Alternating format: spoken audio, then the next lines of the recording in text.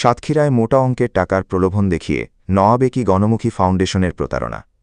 গোটা দেশজুড়ে এক শ্রেণীর এনজিও প্রতারণার ফাঁদ পেতে এলাকায় অসহায় ও হতদরিদ্র গণের কাছ থেকে হাতিয়ে নিচ্ছে লক্ষ লক্ষ টাকা। ভুক্তভোগী অসহায় পরিবারগুলো এখন দিশেহারা হয়ে মানুষের দাঁড়ে দাঁড়ে ঘুরছে।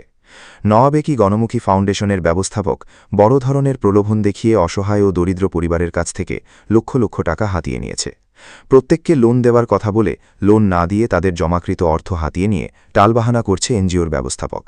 এ ঘটনায় গোটা এলাকায় চাঞ্চল্যের সৃষ্টি হয়েছে। অসহায় মানুষগুলো তাদের জমাকৃত প্রাপ্য অর্থের সমাধান কল্পে যা বললেন। এরা বহু লোকের কাছ থেকে উনি খেয়েছে প্রতিটা মানুষের, কিন্তু উনি এখনো লোকের কোনো ইয়ে হয়নি। ম্যানেজারের নাম আছে রাজু আহমেদ, বাসা পাটকেলঘাটা। আমাদের এই এনজিওতে থাকেন। এখন আপনারা যেভাবে আপনার কঠোর ভাবে শাস্তি দেওয়ার প্রয়োগ করেন। আমাদের বলিতে 1.5 লাখ টাকা দেবে, 1.5 বছরের লোন।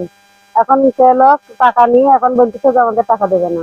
এখন না দেওয়ার পরে আমরা বলেছি তারা 50,000 টাকা শোধ করেছে, 50,000 টাকা দিতে, তাও দেবে না। ম্যানেজার বলেছে যে দেবো না। নওয়াবেকি ফাউন্ডেশনের আমার স্ত্রী একজন সদস্য। আমি গার্জেন হিসাবে এই নওয়াবেকি ফাউন্ডেশনের চুমকি আক্তারের একটা লোন শোধ করায় নিয়ে যে লোনটা দেওয়ার কথা ছিল, লোনটা দেয় নাই।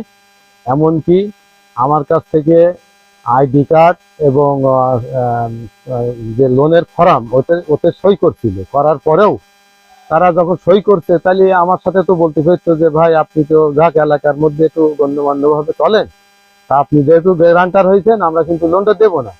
তাইলে কিন্তু সে একটা অন্যভাবে কোনো টাকার ব্যবস্থা করতো কিনা, কিন্তু তাকে অনেকদিন ঘোরানোর পরেও যখন টাকাটা দিল না, সেটা অনেকটা এখন ক্ষতি।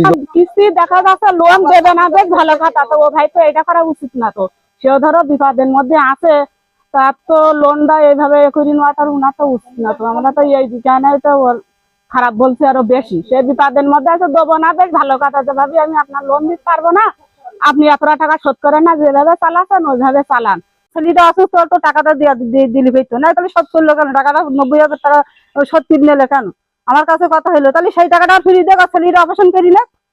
ম্যানেজার ভাই তো এই তো অপরাধ করেছে, ওই জন্যই তো ওর সাপোর্ট আমরা করবো না। তো তারা আমাদের কাছে সঞ্চয় জমা নিয়ে নিয়েছে প্রায় 90,000-এর মতো, সঞ্চয় এবং কিস্তি সব নিয়েছে। নিয়ে আমাদের আজ দেবো কাল দেবো বলে এইভাবে 1 মাস হয়রানি করতেছে।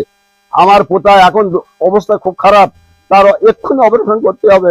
আকুল আবেদন এই সংগঠনের এখান থেকে সরাতে হবে, এবং এই এনজিও যে আমাদের গ্রাহকদের সঙ্গে এই অভদ্র ব্যবহার করেছে, এদের বিহিত ব্যবস্থা আপনার। বর্তমান সরকার ও তার প্রশাসন উল্লেখিত বিষয়টির ওপর সঠিক তদন্ত সাপেক্ষে প্রয়োজনীয় ব্যবস্থা গ্রহণ করবেন, এমনটাই প্রত্যাশা করছেন ভুক্তভোগী মানুষেরা। সাতক্ষীরা থেকে আব্দুল ওয়াহাব, বিশেষ প্রতিবেদক, দৈনিক ক্রাইম জনতা।